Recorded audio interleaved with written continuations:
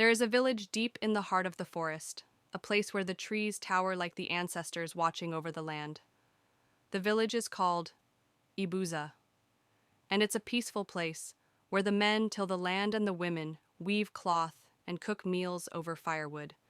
The children play among the trees, their laughter filling the air like birdsong. But the greatest treasure of Ibuza isn't the fertile soil or the strong people, it is the forest itself. The Okwu forest is sacred, and it has been that way for as long as anyone can remember. The villagers believed that the forest was home to the spirits of their ancestors, and that the land was blessed by the guardian spirit known as Easy, an ancient spirit who took the form of an old woman. Easy had protected the village for generations, ensuring that the forest gave them all they needed: food, shelter, medicine, and the very air they breathed. They honored her with offerings of fruits, flowers, and herbs, leaving them at the foot of the oldest tree in the forest, a massive Voagbono tree, believed to be the home of Ezi herself. My name is Chijioki E, and I grew up in Ibuza. I was just a boy when the trouble started, but I remember it as if it were yesterday. I remember the day everything changed. It began when a man named Emeka, a wealthy businessman from the city, came to the village with promises of riches. He was a tall man, sharp in his clothes, with a loud voice and a smile that seemed to hide something darker. He spoke of building a large farm in the forest to harvest timber and create a trading route for the village. He said he would bring prosperity to Ibuza, that the men would work for him and the women would profit from selling the timber. At first, the elders were wary. They gathered around the sacred Ogbono tree and asked Ezi for guidance. The village seer, Maina, was the first to speak out against it. "The forest is sacred," she said in her raspy voice. "Ezi does not take kindly to those who come with greed in their hearts." But Emeka laughed, dismissing her warnings as superstitions. He promised that if the villagers cooperated, they would receive riches beyond their wildest dreams. In the beginning, only a few villagers agreed to help Emeka. They saw the potential for wealth. They thought of the fine clothes and the grand houses they could build with the money. But Mama Nena, along with the elders, insisted that they should consult the spirits of the forest first. One evening, Mama Nena gathered the villagers around a fire and told them a story. Long ago, before the land was cleared for farming, there was a time of great famine. The villagers turned to the forest, but the trees refused to give. The animals fled, the river dried up, and the land became barren. We called out to Ezi, our guardian spirit, and she answered. She taught us how to live in balance with the forest, how to take only what we needed and no more. The villagers listened, their faces dim in the firelight. Ezi warned us that the forest is not just trees, Mama Nena continued. The trees are spirits, the rivers are spirits, the earth itself is alive.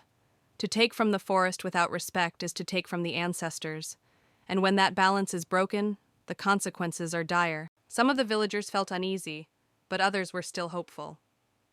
Emeka continued to promise them riches, and his words had the power to tempt even the wisest among us.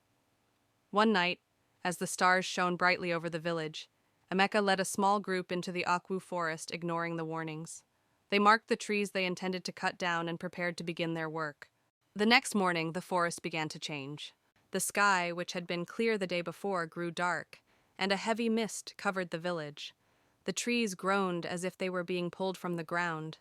The river that had always flowed freely began to swell, its waters turning dark and churning as though in fury. The animals of the forest vanished, leaving the trees to stand still and watch, as if waiting for something. That evening, Mama Nena went to the Ogbono tree, as was her custom.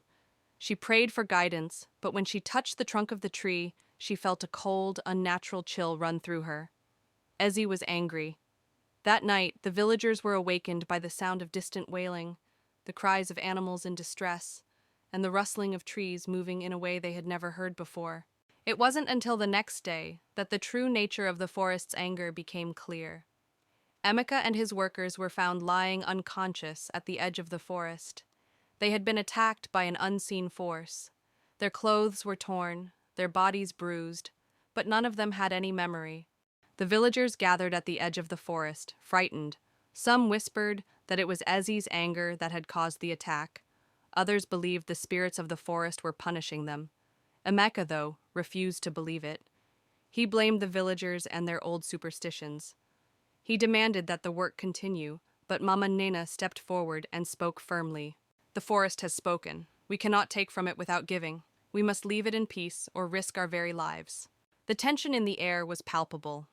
Emeka, frustrated, stormed off, vowing to return with more workers. He was determined to claim the land, but the villagers, led by Mama Nena, stood firm. They sent prayers and offerings to the forest, asking for forgiveness and promising to never again disturb its peace. As the night wore on, a soft, calming breeze blew through the village, and in the distance, the ogbono tree shimmered with an otherworldly glow. Easy's voice, soft yet firm, spoke to the elders. The balance has been restored.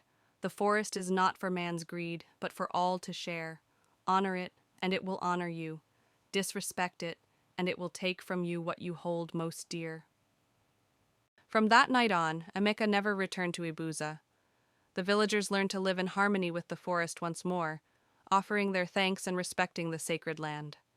And as for Mama Nenena, she continued to guide the village, reminding us always that the forest is not just a collection of trees, but a living, breathing entity.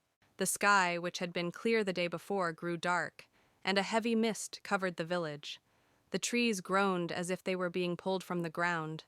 The river that had always flowed freely began to swell, its waters turning dark and churning as though in fury. The animals of the forest vanished, leaving the trees to stand still and watch, as if waiting for something.